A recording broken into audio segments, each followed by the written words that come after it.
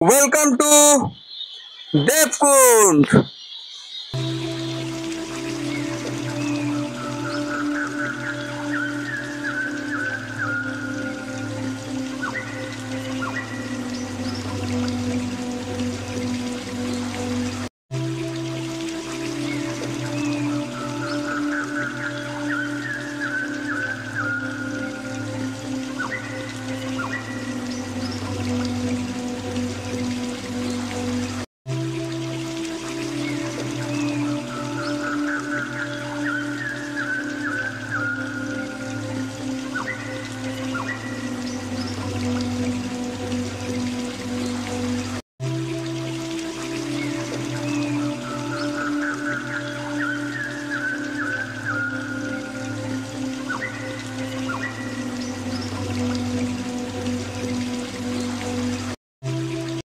Good morning সবাইকে। আজ আমাদের দ্বিতীয় দিনের যাত্রা শুরু। সকালবেলা ঘুম থেকে উঠে আমরা বেরোনোর জন্য তৈরি হয়ে গেছি। হোটেলে ব্রেকফাস্ট করে আমরা রওনা হব দেবকুণ্ড ওয়াটারফলসের উদ্দেশ্যে। তার আগে হোটেল গুরুশক্তির ছাদটা একবার ঘুরতে এলাম। ছাদ থেকে নীলগিরি পর্বতের রূপ অসাধারণ লাগছে। ছাদের ভিউটা কিন্তু খুব সুন্দর, আর সাথে প্রচুর হাওয়া এখানে। দেখুন, আচার বানানোর জন্য কাঁচা আম কেটে নুন হলুদ মাখিয়ে ছাদে শুকোতে দেওয়া হয়েছে। ছাদে অনেক রঙের ফুল গাছ আছে, আর বসার জন্য কি সুন্দর ছোট ছোট করে জায়গা করা রয়েছে। ফেসবুক জুড়েই তখন প্রেমের মরশুম। চল ভাই ক্রাশ খাই নামে একটা গ্রুপ তৈরি হলো। হ্যাশট্যাগ সিবিসিকেতে মজে প্রেমে পড়ল ইলু বিলু কিংবা নিতাই। মেরিয়ানকে দেখে তাদের কিছু মিছু রাত পিছু পিছু টান ডেকে যায়। আলো আলো রং জং কালো চাঁদ হয়ে যায়, চেনা শোনা মুখ জানা শোনা হাত ছুঁয়ে যায়, ধীরে ধীরে ঘুম ঘিরে ঘিরে গান রেখে যায়, কিছু মিছু রাত পিছু পিছু টান ডেকে যায়। আজও আছে গোপন ফেরারি মন, বেজে গেছে কখন সেই টেলিফোন। বন্ধুরা, আমরা এখন গুরুশক্তি হোটেলের ডাইনিং রুমে রয়েছি। এটা হলো আজকে আমাদের day 2 morning breakfast. Butter toast আর পোচ, ডিমের পোচ, ডবল ডিমের পোচ। সঙ্গে আছে আমাদের দাদা সন্ন্যাসীদা। আজকে আমাদের সাথে দ্বিতীয় দিনে আমাদেরকে নিয়ে যাবে দেবকুণ্ড ওয়াটারফলসে। আজ ডে 2-তে আমাদের প্রথম গন্তব্যস্থল হলো নীলগিরি জগন্নাথ টেম্পল। এটা হচ্ছে সেই মন্দির যেখানে আমরা এসেছিলাম। এখানেও ভেতরে ক্যামেরা ভিডিও কিছু অ্যালাউ নেই, যার ফলে আমরা কিছু করতে পারিনি। আর এর ঠিক পাশেই রয়েছে নীলগিরি রাজবাড়ি। আমরা এবার যাব এখানে, এর ভেতরে গিয়ে দেখবো। তবে এই মন্দির সম্পর্কে আমি একটা তথ্য আপনাদের দিতে চাই। এখানে বাইরে জুতো রাখা হয়, আর আপনারা যে কজন আসবেন তাদের প্রত্যেকের যদি একটা করে ফোন থাকে, পার ফোন 10 টাকা করে বাইরে রাখার জন্য চার্জ করা হয়। ইভেন জুতো রাখার জন্য প্রত্যেক একটা মানুষের 1 পেয়ার জুতো রাখার জন্য 5 টাকা করে চার্জ করা হয়। তা ভেতরে যাওয়ার পর, মন্দিরে প্রসাদ দেওয়ার পর, আমাদের কাছে যেহেতু খুচরো ছিল না, তো আমরা কিছু খুচরো পয়সা দিয়েছিলাম। যেহেতু আমাদের কাছে 100 টাকার নোট বা 50 টাকার নোট, 10 টাকার নোট, 20 টাকার নোট কিছুই ছিল না। তো ওখানে মন্দিরে যিনি পুরোহিত, যিনি প্রসাদ দিয়েছিলেন, তিনি পয়সাগুলো রিজেক্ট করে দেন। তো উনি বলেন এখানে এইসব চলে না। তো উনি স্বভাবতই এক্সট্রা কিছু চার্জও চাইনি, কিছু চাইও নি, কিন্তু উনি ফিরিয়ে দিয়েছেন। তো এই ব্যাপারটা আমার খুব খারাপ লাগলো, যে যখন যে মানুষের কাছে যা থাকবে সে তো সেটাই দেবে না। আচ্ছা বন্ধুরা, আপনারা দেখছেন এখন নীলগিরি রাজবাড়ি। নীলগিরি রাজবাড়ি, এটা 1609 খ্রিস্টাব্দে এই রাজবাড়ির প্রতিষ্ঠা। উড়িষ্যার নীলগিরি রাজবাড়ি। এখান থেকে রথ বের হয় রথের টাইমে।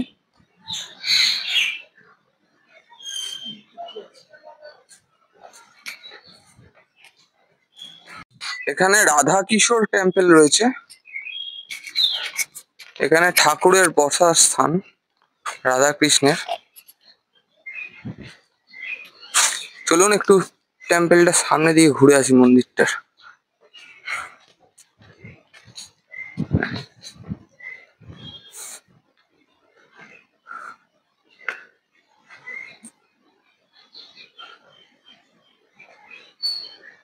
রাধাকৃষ্ণের মন্দির দেখে নিন, একবার রাধা কৃষ্ণের দর্শন করে নিন সবাই। রাধে রাধে। এই হলো রাজবাড়ির ভেতরে ছোট্ট একটি মন্দির। চলুন বাইরে আর কিছু আছে কিনা গিয়ে দেখা যাক। দেখুন সেই পুরোনো দিনের প্রাচীন রাজাকারদের যুগের সেই পুরোনো পাতকু। এখানে একটা লোহার বালতি রাখা আছে পাশে, মানে এই সেই চরকা, যে চরকা দিয়ে সেই আমরা দেখি না গ্রাম বাংলায় বউরা সেই জল টানে, এতটাই ডিপ পাতকুট আর এত মানে এত বড়, জল প্রচুর নিচে, প্রচুর নিচে। বহু জন্মভাবে আমি এরকম একটা পাতকুয়ো দেখলাম। আমি জানি না এটাকে ঠিক পাতকুয়ো বলা যায় কিনা, কারণ আমাদের বাড়িতে যেগুলো থাকে সেগুলো অনেক ছোট, সেগুলোকে আমরা পাতকুয়ো বলেই সম্বোধন করি। এখানে সাইডে একটা ছোট ভাড়ার ঘর রয়েছে। এই সমস্ত দরজা এগুলো সব আমাদের পুরনো ইতিহাসকেই মনে করায়। এই হলো রাজবাড়ির একটি পরিত্যক্ত জায়গা। এই গেটটা আপাতত বন্ধ আছে, পুরোটাই ঘিরে ফেলা হয়েছে উপরে জাল দিয়ে, বেশ শক্ত মোটা বেড়া জাল দিয়ে ঘিরে ফেলা হয়েছে। এই জায়গাটা নিয়ে কিন্তু একটা গল্প আছে, সেটা হচ্ছে এই জায়গাটা আগে খোলা হতো, তারপর বিভিন্ন ভৌতিক কারণে, যেগুলো নিতান্তই এখানকার লোকেরা দাবি করছে রটনা, তো সেই কারণে জায়গাটা বন্ধ করে দেওয়া হয়েছে। আর এই হচ্ছে রাজবাড়ির মেন সেই এন্ট্রান্স, যেটা এখন আপাতত একেবারেই বন্ধ, ক্লোজ, নো এন্ট্রি, যার ফলে আমরা ঢুকতে পারিনি। কিন্তু এটা হচ্ছে সেই রাজবাড়ি। আর এই হলো ঠাকুর দালান।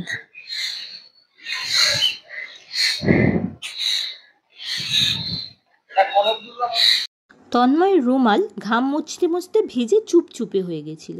গাড়িতে যেতে যেতে হাওয়াই শোকাচ্ছিল। এপ্রিল মাসের লাস্ট উইক বলে কথা। আমরা এবার যাচ্ছি দেবকুণ্ড ওয়াটারফলসের উদ্দেশ্যে। জঙ্গল পেরিয়ে ফুলে ভরে থাকা ফাঁকা রাস্তা, খুব সুন্দর একটা জার্নি।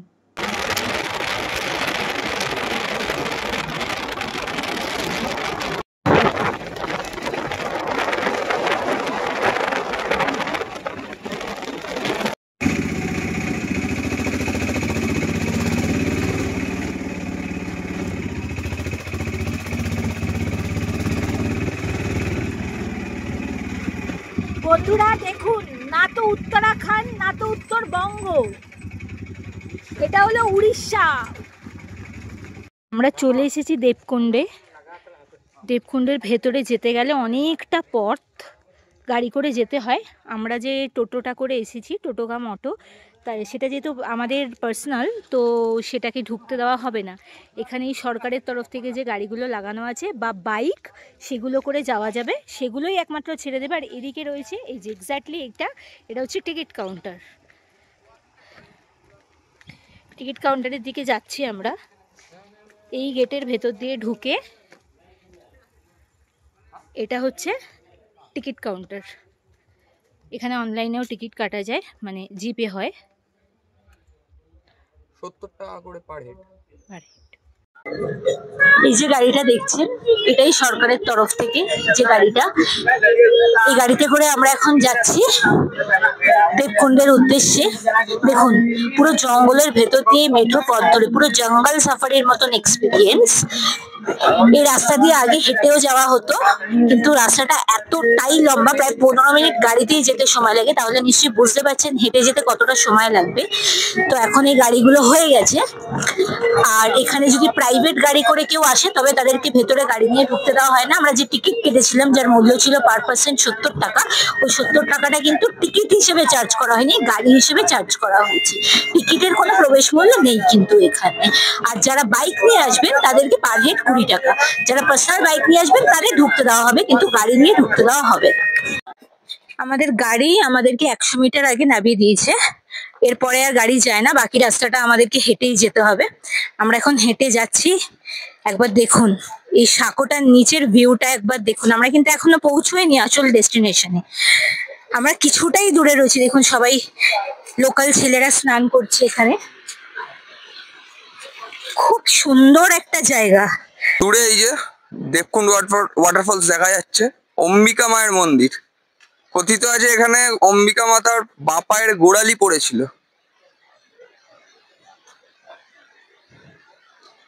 আমরা অফ সিজনে এসেছি, তাতেই জলের পরিমাণটা দেখুন। বর্ষাকালে এলে এখানে আরো জল থাকে, স্নান করতে পারেন আপনারা। অসাধারণ অসাধারণ জায়গা। দেখুন বন্ধুরা, first view of Debkunda waterfalls.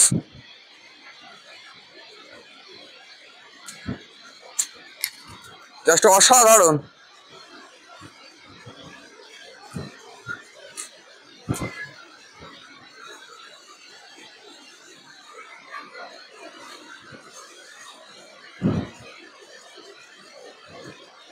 Tanmoy এখন পা জলে দিয়ে বসে আছে। কি কেমন লাগছে?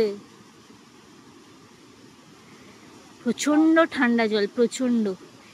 এখানে এক ধরনের পোকা রয়েছে, পোকাগুলো কি জানি না, মথের মতো, মথের ছোট প্রজাতির মতো। এগুলো চোখে মুখে ঢুকে যাচ্ছে, কিন্তু এগুলো কি পোকা আমি জানি না। আর ঠিক পাশেই এই জলটায় বসছি। কথিত আছে এই জলে স্নান করে দেবতারা ওপরে গিয়ে দেবীর পুজো করেছিল, তাই নিচের এই জলধারাকে দেবকুণ্ড আর উপরের জলধারাকে দেবীকুণ্ড বলা হয়। ওপরে রয়েছে মাতা অম্বিকা দেবীর মন্দির। দেবকুণ্ড ওয়াটারফলস এইখানটা দেখে যদি আপনি ওপরে মা অম্বিকা দেবীর মন্দিরে যেতে চান, তাহলে আপনাকে ঠিক এই জায়গাটা থেকে একটা সিঁড়ি উঠে যাচ্ছে, এই সিঁড়ি দিকে চলে যেতে হবে ওপরে। প্রায় 400টা মতো সিঁড়ি আছে। তারপরে মায়ের মন্দির, সেখানেও নিয়ে যাব। এই ঠিক সিঁড়ি, এই দিয়ে আপনাকে ওপরে চলে যেতে হবে। ওপরে যাই, গিয়ে আপনাদের সামনে দেখাচ্ছি। 350টা সিঁড়ি পেরিয়ে দেবীকুণ্ড, তারপর আরও 400টা সিঁড়ি পেরিয়ে দেবকুণ্ড। এতগুলো সিঁড়ি চড়া কিন্তু মুখের কথা নয়। তারপর একটা প্রবাদ মাথায় এলো, এই ছোট্ট ছোট্ট পায়ে চলতে চলতে ঠিক পৌঁছে যাব ওই চাঁদের পাহাড় দেখতে পাবো। Welcome to Debkunda. আমরা এখন অলমোস্ট দেবকুণ্ডের ওপরে, যেখানে কুণ্ডটা রয়েছে, ওখানে মাতা অম্বিকা দেবীর মন্দিরে এসে গেছি। মায়ের মন্দিরের ভেতর ভিডিওগ্রাফি বা ফটোগ্রাফি অ্যালাউ নেই, বাট আপনি কুণ্ডে বা যেখান থেকে স্রোতটা নেমে যাচ্ছে নিচের দিকে, সেখানে আপনি ভিডিও করতে পারবেন। এদিকে ডান দিকে আছে একজন কোষ্ঠী পাথরের গণেশের ভগবানের একটা মূর্তি। প্রথমেই বলে রাখি, যারা বয়স্ক লোক বা যাদের পায়ের সমস্যা রয়েছে, তারা ভুলেও দেবকুণ্ড আসলেও নিচের দিকে আসার চেষ্টা করবেন না, ওপরের দিকে উঠবেন না। কারণ ওপর দিকে উঠলে প্রচণ্ড দমের ঘাটতি হয়েছে আমাদের মতন লোকেদেরই, কিন্তু যারা বয়স্ক তাদের পক্ষে পসিবল না। এখানে বজরংবলী হনুমানজির মূর্তি রয়েছে, আর তার পেছনে আপনারা দেখতে পাচ্ছেন কুণ্ডটি। আমি সামনে নিয়ে যাব, তাও একবার আপনাদের দেখিয়ে দিই। পেছনে এই হলো কুণ্ডটি, এখান থেকেই জলধারা আস্তে আস্তে নিচের দিকে নেমে গেছে। অম্বিকা মাতার মন্দির ভারতবর্ষের যে 51টি সতীপীঠ আছে তার একটি। এখানে মায়ের বাঁ পায়ের গোড়ালি পড়েছিল। এখানে মা অম্বিকা রূপে পুজো হয়। মায়ের গর্ভগৃহে গেলাম এবং মায়ের দর্শন করলাম, অসাধারণ এক মুহূর্ত। আর তার পাশ থেকেই নেমে গেছে এই দেবকুণ্ড, যেটা হলো দেবতাদের কুণ্ড। এই দেবকুণ্ড তার পাশ থেকে নেমে গেছে। এটা উপরের ভিউ, আপার ভিউ। আমরা ছিলাম ওই জায়গাটা, এখন আমরা ওপরে। অসাধারণ অসাধারণ। আর এই কুণ্ডটার থেকেই একটা পাইপলাইন কানেক্ট করা হয়েছে এই ওপরে, যেটা এইখানে একটা কল করা আছে, সেখান দিয়ে জলটা পড়ছে। ওই কুণ্ডটার সামনে অব্দি না যেতে পারলেও শ্রেয়া কিন্তু নিজের কাজ এখানেই করে নিচ্ছে। এবার তন্ময়ের পালা, ঝর্ণার জলে স্নান করছে। কি অদ্ভুত না, পাইপ লাইনের মধ্যে দিয়ে পুরো ঝর্ণার জলটা ডাইরেক্ট এখানে আসে। মানে এতটাই ঠান্ডা, আমরা গরমে ওপরে উঠে এতটা হাঁপিয়ে গেছি যে আমরা ঘেমে অলরেডি স্নান করে গেছি, কিন্তু এই ঠান্ডার জলটা যখন মাথায় দিচ্ছি, মুখে দিচ্ছি না, মনে হচ্ছে শরীর প্রাণ মন সব জুড়িয়ে যাচ্ছে। মাতা অম্বিকা দেবের গর্ভগৃহে পুজো দেওয়ার পর আমরা এবার আপনাদের দেখাচ্ছি দেবীকুণ্ড। পুরো কুণ্ডটা দেবকুণ্ড নামে পরিচিত হলেও ঠাকুর মশাইয়ের থেকে আমরা জানলাম যে নিচের কুণ্ডের আসল নাম দেবকুণ্ড আর এই ওপরের কুণ্ডের আসল নাম দেবীকুণ্ড। কিন্তু এই দুটো কুণ্ড ছাড়াও এর ওপর আরও 3টে কুণ্ড রয়েছে, হরিকুণ্ড, স্বর্গকুণ্ড, এরকম আরও একটা। কিন্তু সেগুলোতে এখনো পর্যন্ত কেউ গিয়ে উঠতে পারেনি। সোজা মৃত্যুর পর তবেই সেখানে পৌঁছানো যায়। যদিও এই সব কথাই কথিত, হয়তো সেখানে যাওয়ার রাস্তা এখনো মানুষ তৈরি করে উঠতে পারেনি।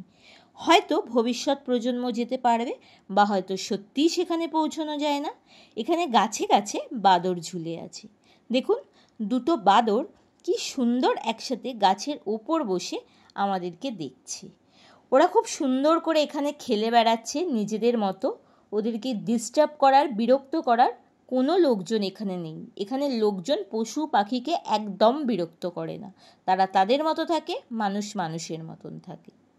এবার আমাদের ফেরার পালা। একদম ওপর থেকে আমি আপনাদের দেখাচ্ছি যে ঠিক কতটা উঁচুতে আমরা আছি। আমি আগেই বলেছি প্রায় 350টা সিঁড়ি পেরিয়ে দেবকুণ্ড, তারপর আরও 400টা সিঁড়ি পেরিয়ে দেবীকুণ্ড আসতে হয়। আপনারা যারা এখানে আসবেন বলে ভাবছেন তাদের আমি বলবো, যদি পায়ের সমস্যা, উচ্চ রক্তচাপজনিত সমস্যা বা হার্টের সমস্যা থাকে, দয়া করে এই জায়গাটা এড়িয়ে যাবেন, কারণ দমের ঘাটতি হওয়া খুব স্বাভাবিক ব্যাপার এখানে। তবে যদি মনের জোর থেকে থাকে তবে সেটা একদমই আপনাদের নিজেদের পছন্দ। দেবকুণ্ড থেকে গাড়ির দিকে আসার সময় এই জায়গাটা দেখতে পেলাম, লোভ সামলাতে পারলাম না, সোজা নেমে গেলাম। খোলা আকাশের তলায়, গাছের ছায়ায়, জলের ধারে পৃথিবীর সব থেকে বড়লোক মানুষের মতো সময় কাটালাম দুদিন। এই অনুভূতি কখনো কোনো কলকাতার ক্যাফে বা পাব দিতে পারবে না। তোমরা তো জানো আমি কতটা পাহাড় প্রেমী। পাহাড় আর ঝর্ণা সব সময় আমাকে টানে। চলো, দেখা হবে আমাদের তৃতীয় দিন চাঁদিপুরের ব্লগে। সবাই ভালো থেকো, ভালো রেখো। দেবকুণ্ড যাত্রা কেমন লাগলো জানাতে ভুলো না কিন্তু। দেবকুণ্ড থেকে ঝর্ণার কুলুকুলু শব্দ আর পর্বতের মায়া সাথে নিয়ে গেলাম।